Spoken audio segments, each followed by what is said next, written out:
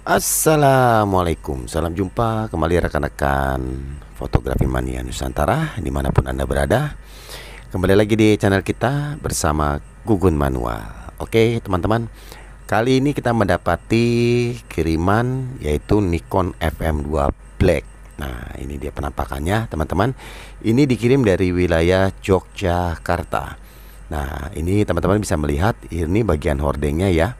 Ini tidak buka full tuh. Ini saya udah tarik ke bawah dan saya lepas, tetap ini tidak tutup full. Jadi masih ada sela ya teman-teman. Dan itu bisa mengakibatkan filmnya bocor.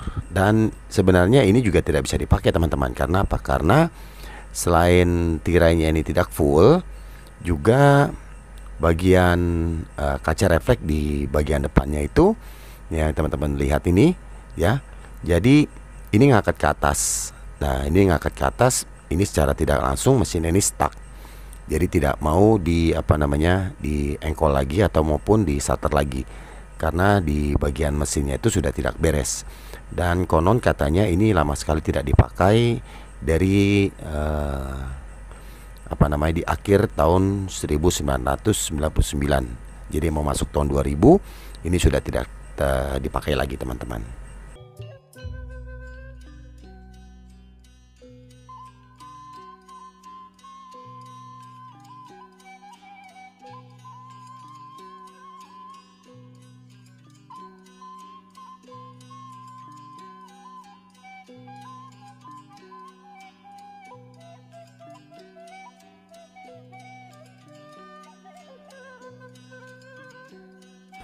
Oke teman-teman Nusantara, nah ini kita akan bongkar semua nih teman-teman nih.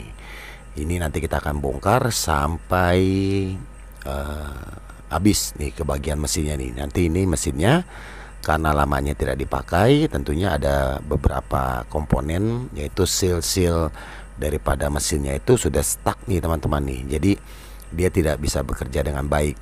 Walaupun ini bisa buat pakai foto, tapi speednya ini biasanya satu speed, satu kecepatan. Karena apa? Karena di bagian gear mesinnya itu sudah tidak mau berpindah dari speed bulb, speed 1, 2, 4, 8 dan sebagainya, itu nggak mau. Biasanya di kecepatan, di satu kecepatan itu di angka, biasanya di kecepatan tinggi di atas 100, di atas 125. Nah seperti itu teman-teman. Nah jadi ini kita cuci semua. Nanti teman-teman bisa melihat pembongkaran dan perbaikan untuk kamera Nikon FM2 ini. Nah ini sampai ke jeroan-jeroannya nih, nanti semuanya kita bantai habis nih teman-teman nih. Oke. Nah untuk teman-teman Nusantara yang suka dengan tutorial saya, ayo kita dukung terus channel Anak Bangsa. Semoga bisa berkembang, berbagi, bermanfaat dan menambah wawasan seputar dunia fotografi. Dan untuk teman-teman Nusantara, nah yang shutter-shutternya ini masih belum lancar, ayo jangan lupa dukung terus nih shutternya dengan subscribe, like, komen, dan share agar tidak ketinggalan update-update terbaru dari kita yang tentunya tidak kalah menarik dari sebelumnya. Dan juga agar tim editing, eksekusi, dan tim eksekutor lebih bersemangat untuk membuat tutorial untuk teman-teman dari Sabang sampai Merauke. Oke teman-teman, jangan kemana-mana, jangan di skip. Nah, nanti supaya nggak gagal paham nih, ikuti keseruannya. Check it out.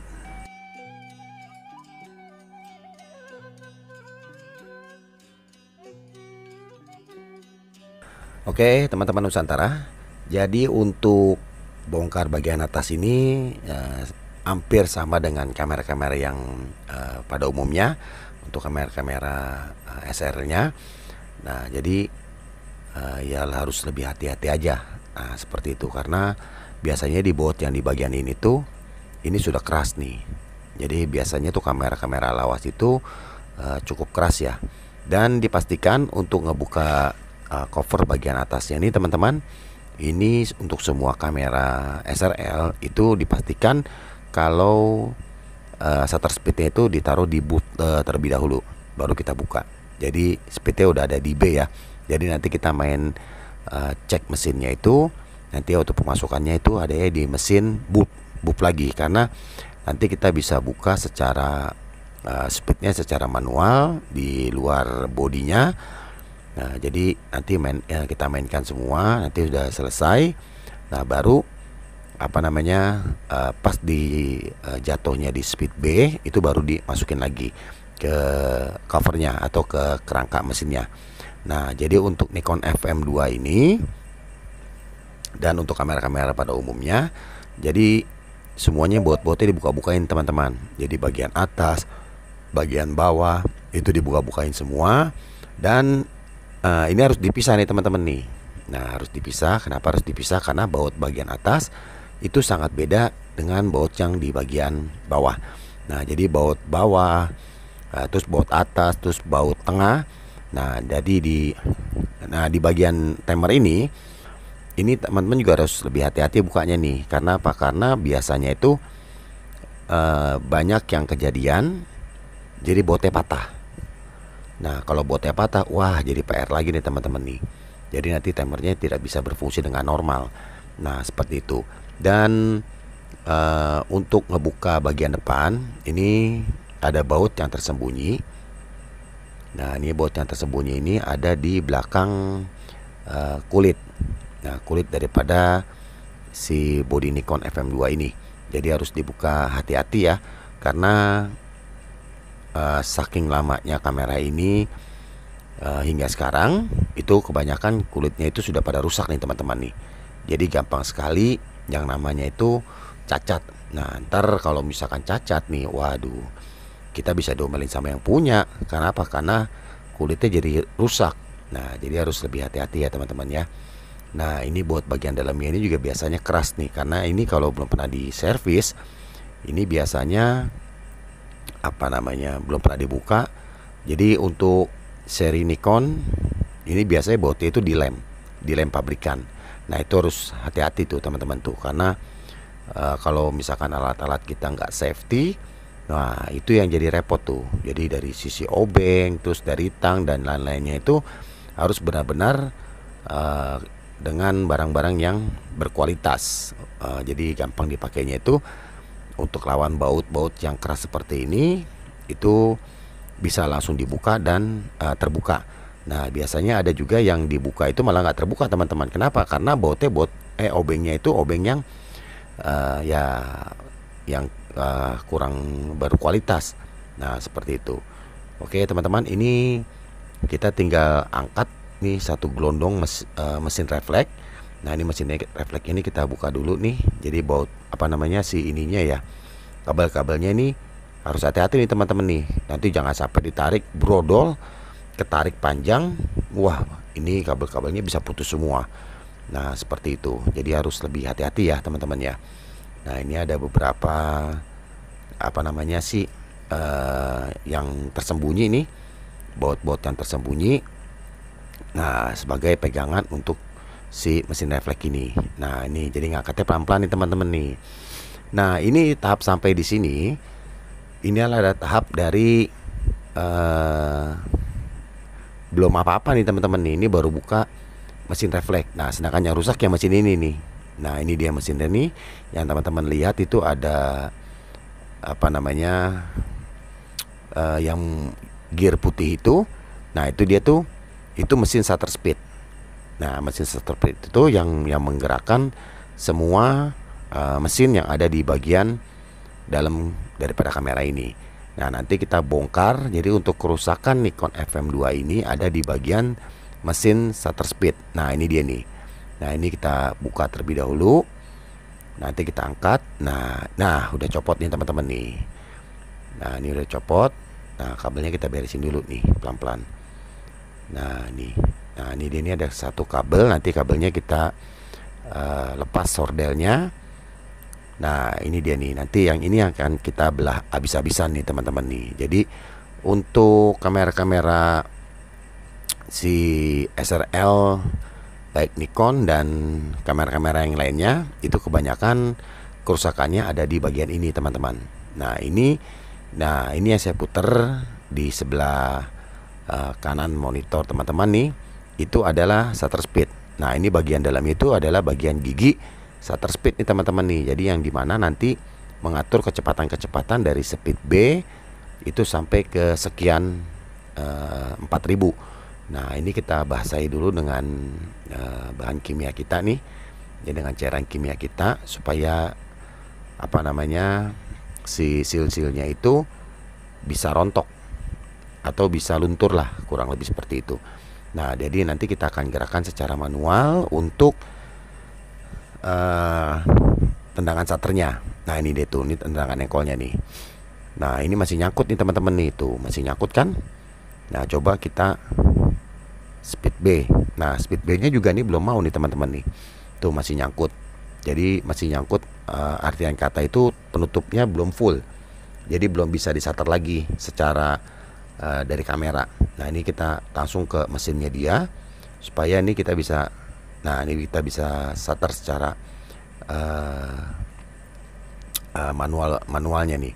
Nah, ini teman-teman bisa melihat kan, ini masih belum apa namanya belum bisa ya, belum bisa berfungsi normal.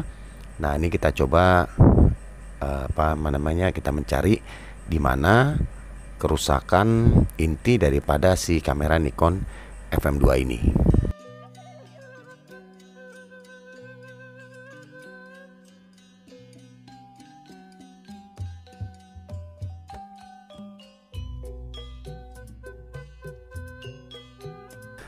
Oke teman-teman, dan ternyata ini harus dibongkar semua supaya apa tirai daripada si Nikon ini jauh lebih aman.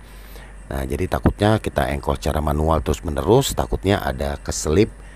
Nah, nanti tirainya bisa robek. Nah, ini sangat riskan sekali nih karena barang sudah lawas ya. Nah, jadi ini kita bongkar aja semuanya sampai total. Nanti kita bersihkan tirainya satu persatu. Nanti kita juga akan membersihkan apa namanya mesin shutternya nih. Ini mesin shutternya nanti juga kita bersihkan semuanya. Nah, ini untuk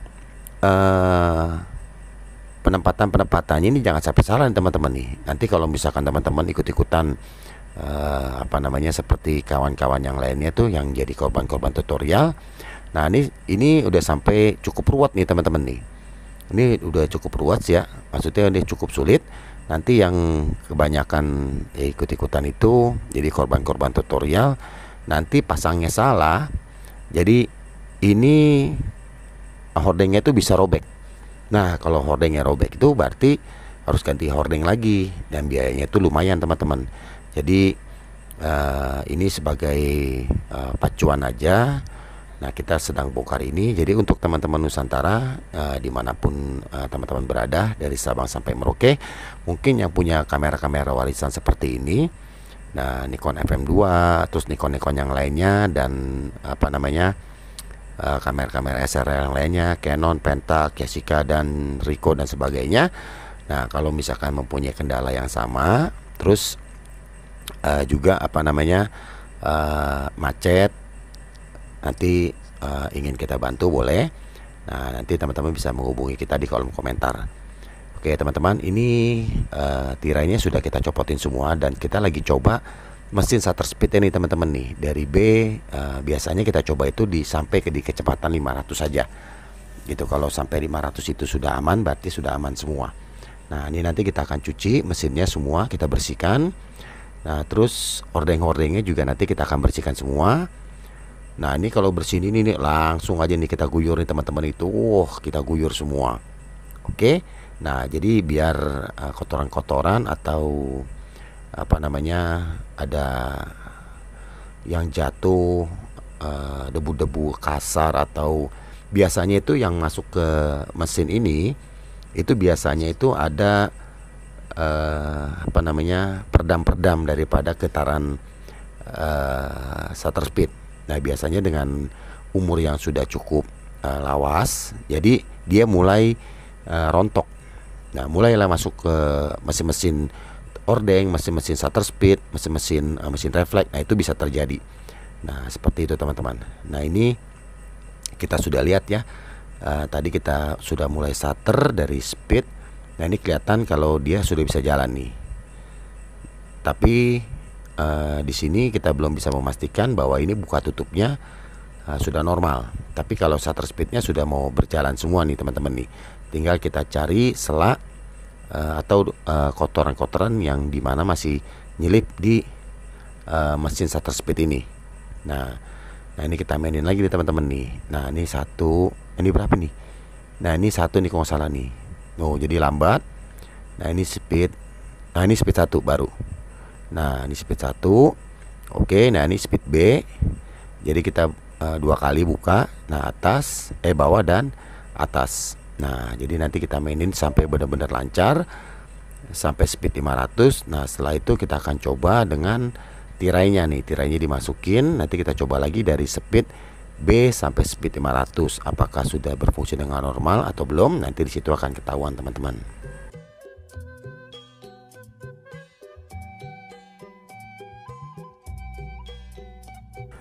Oke teman-teman, ini sudah sekian banyak kita sudah encode secara manual, dan dari shutter speednya juga sudah berjalan dengan normal. Nah ini kita tinggal bersihkan saja apa namanya si tirai-tirai daripada FM2.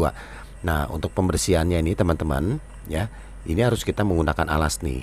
Nah jadi kita biar kotorannya itu nanti jatuhnya ke alasnya. Nah jadi bisa tersisihkan semuanya jadi bagus lagi.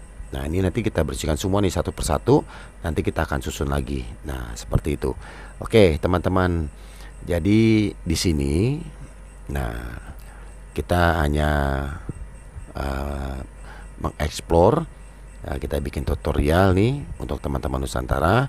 Nah ini kerjaan kita setiap hari seperti ini nih teman-teman nih. Jadi bongkar-bongkar kamera, bongkar-bongkar lensa. Jadi yang namanya kamera dan lensa itu, nah ini sudah kerjaan kita sehari-hari. Nah seperti itu. Jadi untuk teman-teman Nusantara yang mempunyai kamera-kamera manual, itu dari point shoot, terus rangefinder, SRL dan TRL, yang mempunyai masalah baik mesinnya macet, cuci lensa dan sebagainya, boleh nanti kita akan bantu untuk memperbaikinya. Dan untuk lebih jelasnya nanti teman-teman bisa masuk ke kolom komentar, nanti kita akan bahas di sana. Dan juga kita juga selain kamera-kamera manual dan lensa-lensa manual, nah kita juga menangani digital, yaitu Nikon dan Canon saja nih teman-teman nih. Jadi maaf ya untuk teman-teman Nusantara yang kameranya di luar Nikon dan Canon, kita tidak menerima karena keterbatasan spare part. Nah jadi hanya terima Nikon dan Canon saja, seperti itu. Dan untuk kerusakannya nanti kita bisa bahas di kolom komentar untuk kerusakan kameranya seperti apa, dan lensa autofocusnya kenapa jadi cleaning, error, AF-nya mati. Nah, nanti kita akan bantu semuanya. Dan untuk alamatnya juga nanti kita akan bahas di kolom komentar. Nah jadi selain kamera manual, kamera digital juga, dan juga kita megang kamera digicam. Nah digicam nih teman-teman nih, dari semua merek digicamnya nanti kita akan bantu. Nah biasanya untuk kamera-kamera digicam tuh rusaknya itu hasilnya bergaris atau over exposure. Nah seperti itu. Dan untuk kamera mirrorlessnya, semua kamera mirrorless nanti kita akan bantu dari Lumix, Nikon, Olympus, Sony, Samsung dan lain-lain. Nanti kita akan bahas di kolom komentar, nanti kita akan bantu. Nah jadi untuk lebih jelasnya juga nanti teman-teman bisa masuk ke kolom definisi. Nah nanti ada nomor yang bisa dihubungi di definisi.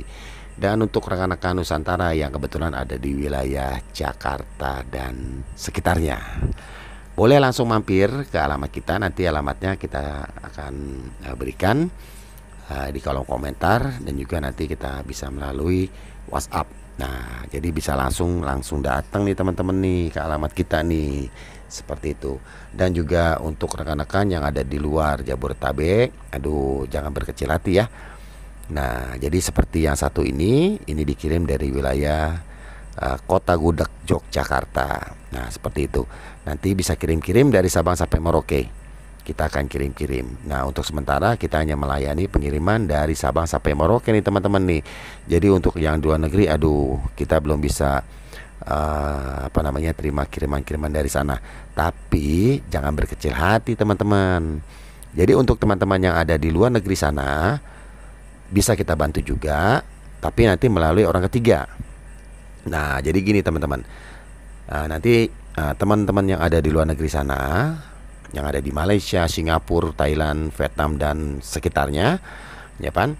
nanti bisa kirim barangnya itu ke temannya, teman. Nah, jadi untuk rekan-rekan yang punya teman di Indonesia, ya, dimanapun dia berada, nanti biar dia yang kirim ke saya.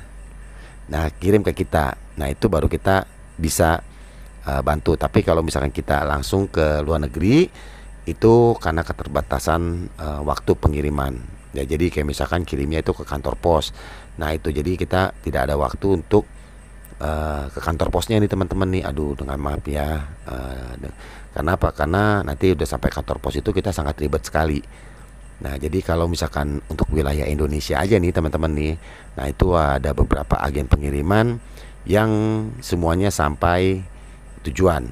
Nah, jadi ada banyak agen-agen pengiriman yang biasa kita gunakan. Nah, seperti itu. Tapi untuk ke luar negeri biasanya itu pakai kantor pos, dan itu kita memakan waktu lama nih teman-teman nih. Di kantor pos itu bisa berjam-jam. Jadi kita tidak ke kantor posnya. Jadi kita melewat pengiriman lokal aja.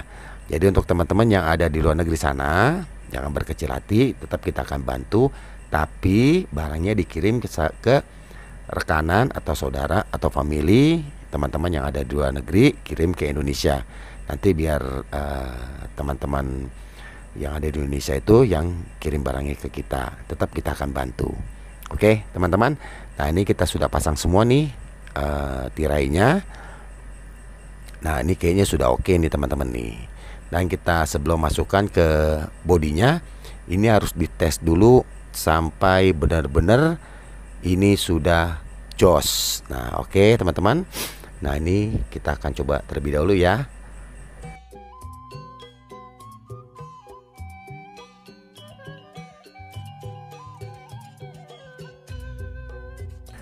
Oke teman-teman, ini kita coba dari speed buff. Nah, speed 1 sekarang masuk ke speed 2 nih. Nah, 2 atau 4 tuh.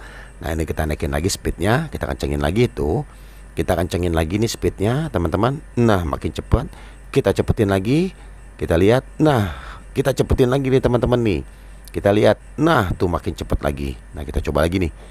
Tuh. Nah, ini kita turunin. Nah, naikin lagi. Nah, nanti kita benar-benar bisa melihat pembukaan setiap shutter speednya itu sudah normal apa belum. Nah, ini kalau misalkan kita lihat nih tirainya sudah nutup semua nih teman-teman nih.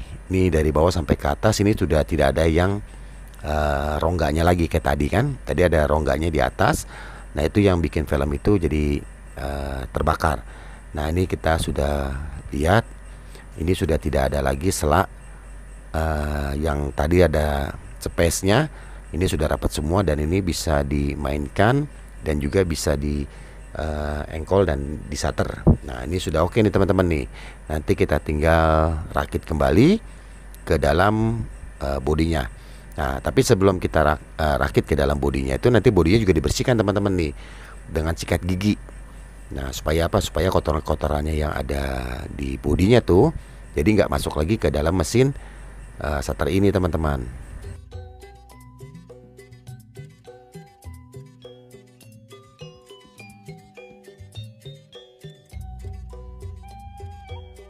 Oke teman-teman, ini kita rakit terlebih dahulu ya semuanya. Nah, ini penempatannya juga harus presisi banget ini. Nah, jadi kalau nggak presisi itu nanti takutnya ada alat atau komponen daripada kamera ini nanti waktu kita engkol secara paksa kok agak keras, ternyata ada yang bengkok. Nah, komponennya, jadi harus hati-hati. Semuanya harus presisi lagi. Nah, oke teman-teman. Jadi untuk pengerjaan kamera seperti ini dengan kerusakan seperti ini, nah mungkin kalau misalkan teman-teman di Jabodetabek datang, nah ini paling sekitar 2 jam kelar. 2 jam ini sudah bisa selesai dan sudah oke ya. Dari cek pertama, terus kita langsung bongkar, kita perbaiki dan kita rakit lagi sampai kembali seperti semula. Itu kisaran 2 jam sampai 2 jam setengah ini kelar. Nah, seperti itu. Oke teman-teman, ini kita rakit dulu semuanya dan pastikan semuanya presisi lagi nih teman-teman. Dan bautnya, nah bautnya nih teman-teman nih jangan sampai salah. Nanti kenapa? Nanti waktu dipasang itu bautnya salah. Wah, itu yang akan terjadi itu seperti ini. Misalkan ini bukan bautnya dia. Tadi bautnya dia itu pendek. Nah, kita masukin baut panjang. Nah, yang ada itu nanti salah satu komponen daripada si kamera ini itu ketekan dengan baut yang panjang. Nah, dengan ketekannya itu akan menjadi sesuatu yang tidak seharusnya ditempatkan di situ. Jadi salah satu komponen yang ada di bagian dalamnya itu tertekan dan itu tidak bisa jalan. Nah, itu dia. Baru kalau ketekan doang nggak apa-apa. Kalau misalkan rusak, nah kan jadi PR lagi nih teman-teman nih. Nah, itu dia. Jadi benar-benar dipastikan bautnya itu kembali lagi seperti semula. Jadi bautnya itu kembali lagi di awal. Jadi nggak boleh salah nih teman-teman nih. Dari bongkar, pasang, itu bautnya harus kembali lagi ke tempatnya lagi. Dan penyusunannya itu juga harus benar-benar presisi. Nah, itu dia. Nah, jadi teman-teman Nusantara, nah jadi kalau misalkan punya kamera seperti ini, pengen digunakan lagi, boleh. Nanti kalau misalkan teman-teman ada waktu, datang ke pangkalan kita, nanti kita akan bedah. Kalau misalkan mau ditunggu sekitar 2,5 jam. Oke lah, worth it lah 2,5 jam, 2 gelas kopi kelar, ya kan gitu. Nah, sambil makan-makan, nah itu bisa, nanti balik lagi sudah selesai. Oke teman-teman, ini kita rakit dulu bodinya, nanti kita akan tes lagi fungsi daripada si mesin nyala ini.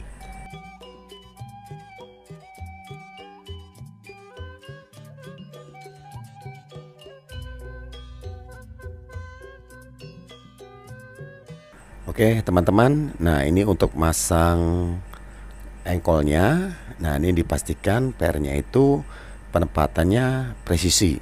Nah, kalau nggak presisi nanti untuk tendangan baliknya itu bisa repot tuh teman-teman tuh. Jadi nggak kenceng.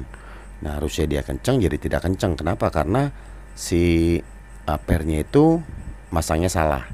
Nah, seperti itu. Dan juga untuk tombol rewind-nya ini, tombol rewind. Jadi untuk rewind-nya ini juga harus presisi juga nih teman-teman nih. Wah, katanya ribet dah ini dah. Semuanya harus presisi. Iya teman-teman, kalau nggak presisi nih ntar yang ada nih tuas atasnya ini nggak bisa balik. Jadi pas dibuka itu jatuh ke bawah. Nah, itu dia direpot dah. Nah, karena di bawahnya itu ada kayak semacam buat pegangannya daripada tuas si untuk tuas muternya itu teman-teman tuh. Nah, seperti itu.